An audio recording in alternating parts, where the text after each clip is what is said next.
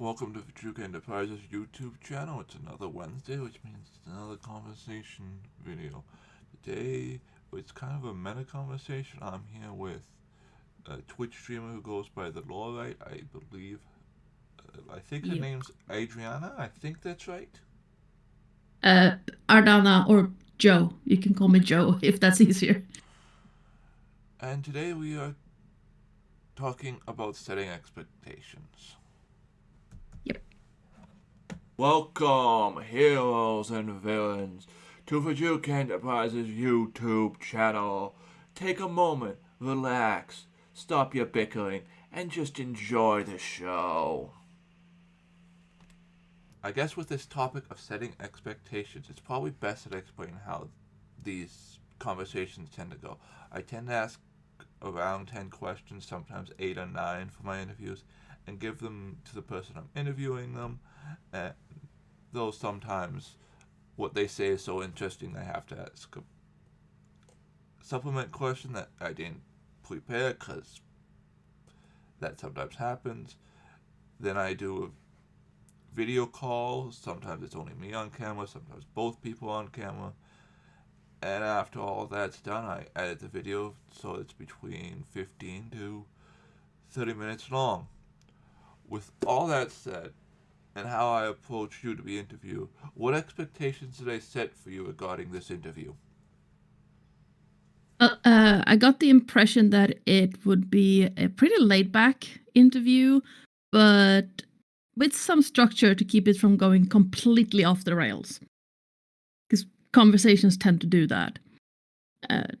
The idea of them being edited down also gave me the impression that you are completely fine with rolling with the unexpected.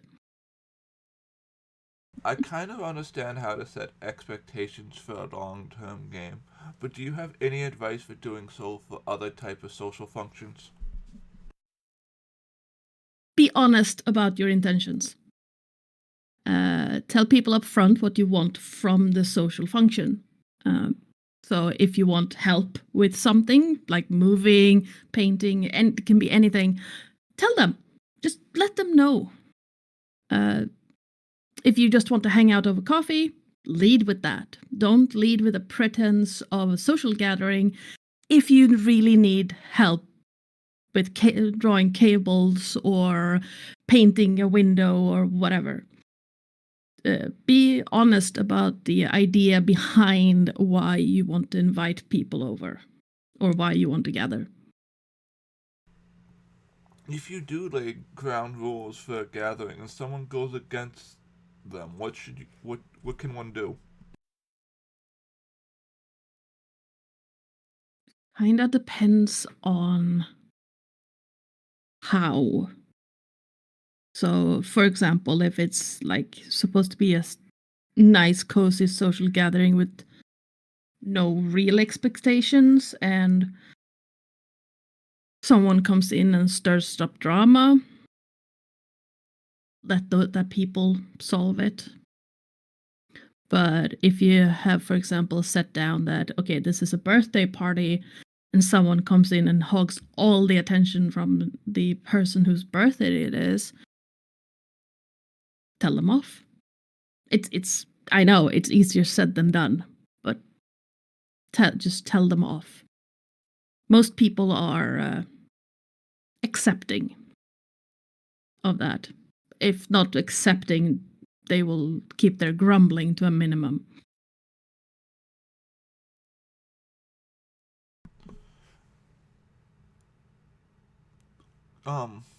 Kind of follow-up question, kind of twisting the question. What if it's a Yep. what if it's a long-term situation, like you have a family member that's a tenant who's not living up to what you agreed when you allowed them to move in and be a tenant? Ooh, I sort of actually had a situation like that. A former roommate of mine. She moved in and said, "I will only be here for 6 months. Then I get a visa and can move out." She stayed for 4 years before we kicked her out. And My partner wanted to kick her out within the first year, but I hate conflicts, so I let her stay. And it's very difficult. Depends on. I'd say it would depend on your general relationship with that person and social expectations. Like, if you don't like that person and if people are on your side, it is a lot easier. You can just tell them to go away. But if there's, it is very difficult.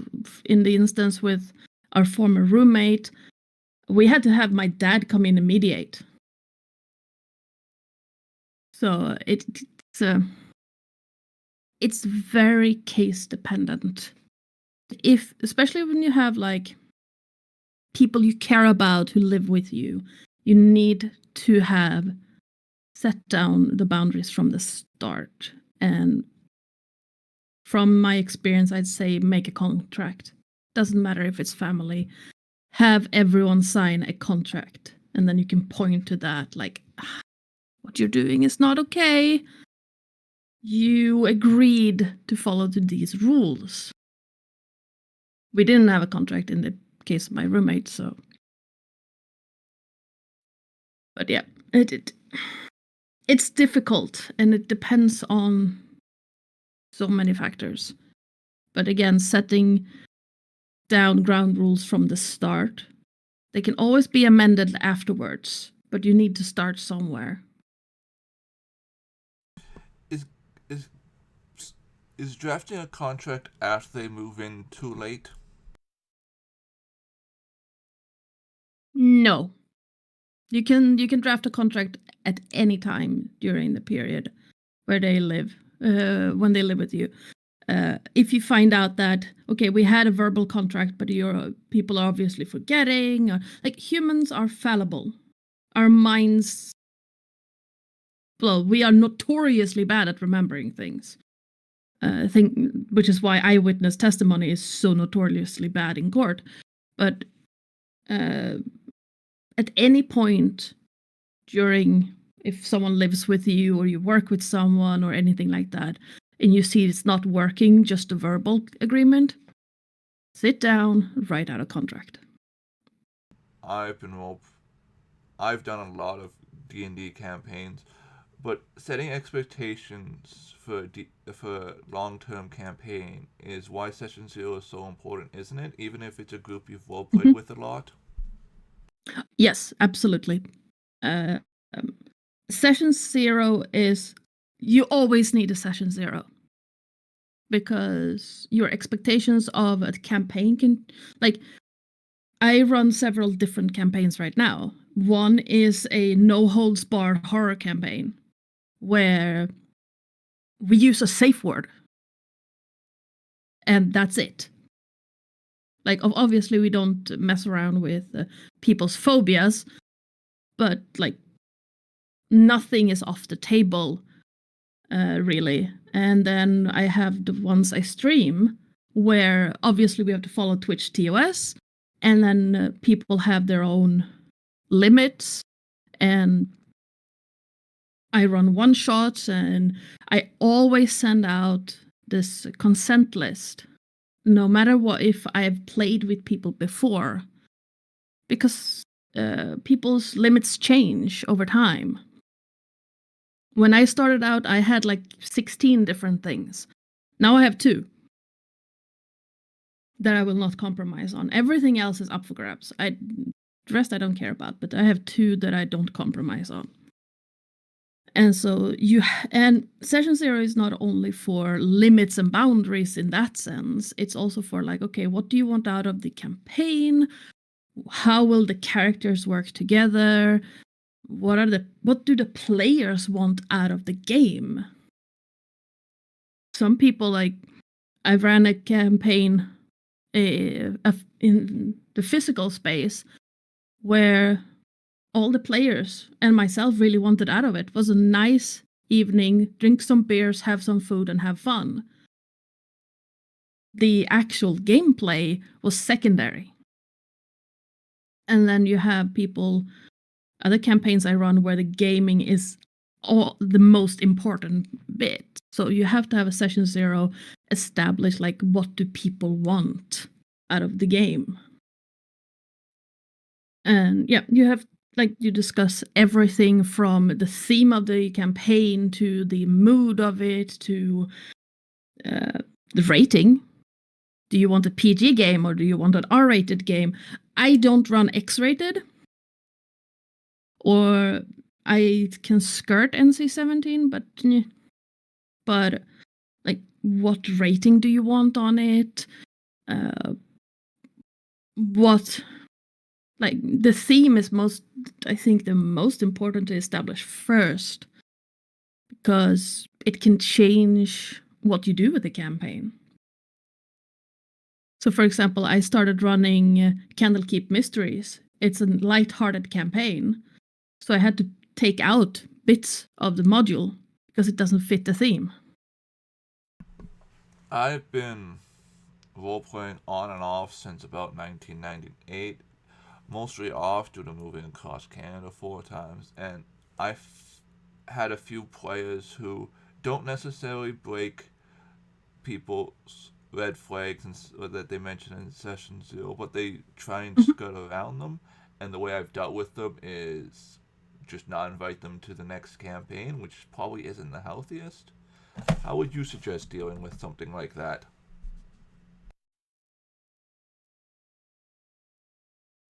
Run with a 2 warnings in your out system. So if you have players who knowingly push the boundaries without breaking them, you give them at most 2 warnings, and then you just kick them from that campaign. Because everyone else probably wants to keep playing, but not with these people, because they're ruining everything. And I had a situation a while back where I had to kick a player. Not because of any real rule breaking that we established in session 0, but it was established in session 0, but it wasn't about the campaign. But I had also given them several warnings about metagaming and things like that. And eventually it didn't work anymore, and they broke one of my cardinal rules in life, and I had to kick them from the campaign. The campaign is still ongoing, but with a new player. So again, this is a lot easier to do if you don't really know the people. So kicking a friend off a campaign because they're being a little bit of a menace is a lot harder than kicking a person you just met online that you're playing with. Because you're not really all that invested in the relationship, so to speak. At least from my experience. I can't speak for everyone, but for me it's a lot easier. But I have this 2 warning. First warning is usually like I see what you're doing, stop, and we will drop it. Second warning is usually like, I still see what you're doing, and you're being a little bit of a nuisance. Trying not to curse. You're being a bit of a nuisance here, and I warned you once before. This is your last warning. Next time you're out. And if they do it again, then I kick them. And I think, specifically as a dungeon master or game master, you have to be able to compartmentalize that way. It's not about, if they want to play a game that is all about them, you can do that, probably. One-on-one games can be amazing. Or they can go play a video game. There are hundreds of them.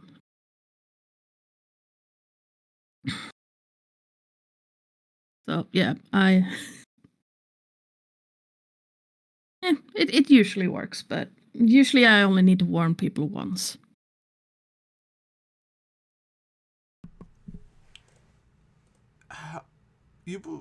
When you bring someone into an existing campaign, how do you can't really do a session 0 again, can you? Or how do you get them to the how do you set expectations with someone you're bringing into an existing campaign? I guess is what I'm getting at.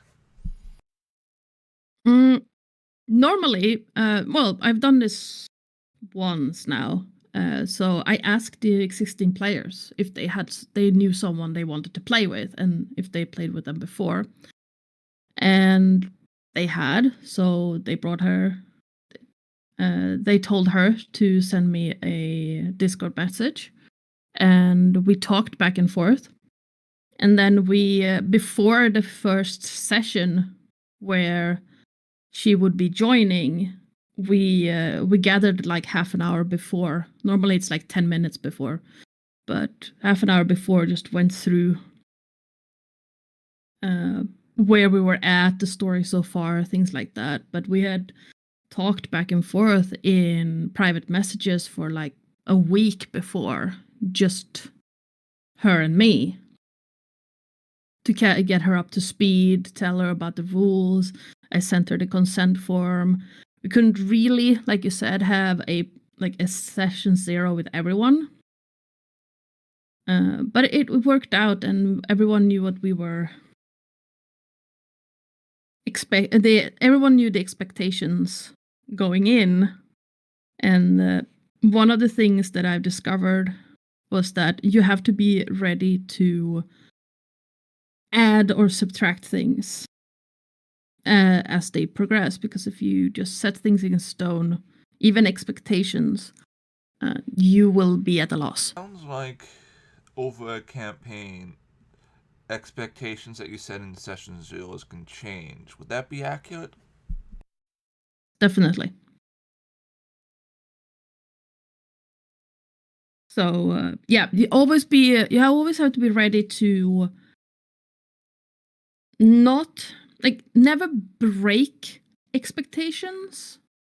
Subverting expectations is a better way to put it, I think. But also, especially if you're playing with a group of individuals over a long time, things will change. Life circumstances will change, the direction of the game will change. I think especially with the way I run games, is things tend to change fast. Because I'm a very my partner calls me over generous as a DM. Unless it is actually disruptive, I usually allow it.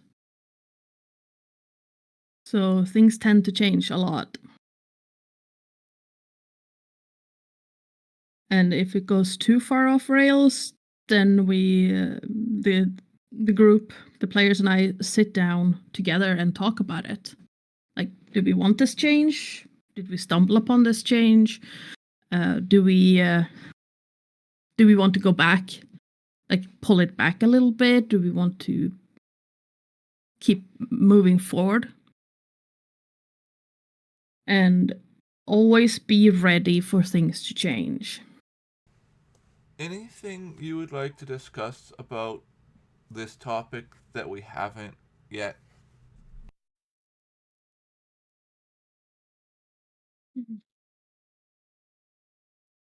I think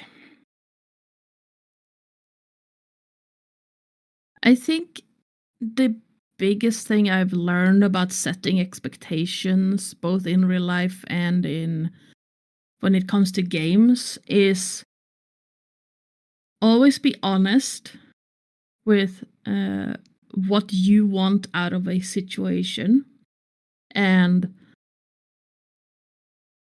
be willing to compromise with everything except your firm boundaries. So, for example, you might not be comfortable with romance in a campaign, for example, but you're fine as long as it's not directed at you. or your character, then that is a compromise you can allow to, because the other players want romance in their campaign. And then that is a boundary that no one should overstep, because you've already compromised to allow everyone to have fun, including yourself. But that can also change, so maybe half a year into the campaign, you as a player realize that, hey, I am actually okay with romance directed at my character. Let everyone know, because things change. It sounds like the most important things when setting expectations is honest and open communications throughout the thing. Yes. Oh, absolutely. There is nothing that can ruin a relationship, be it friendly, romantic, gaming, D&D, whatever, as much as resentment caused by dishonesty. And by that I mean you just going along with what everyone else wants because you want everyone to be happy except yourself. That causes resentment eventually, and that will sour the mood more than if everyone is open and honest at the start.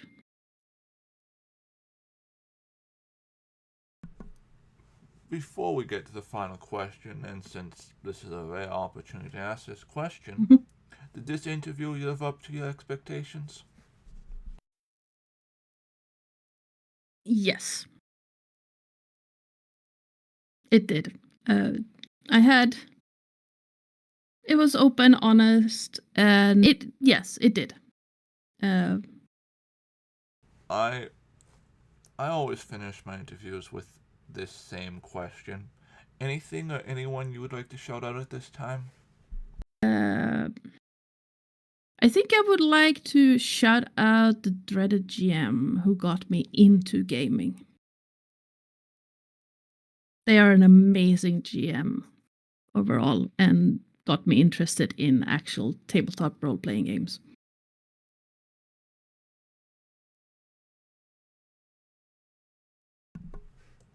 The links to check out Joe or the DreadedGM will be in the description of the video, like always. I hope you enjoyed, and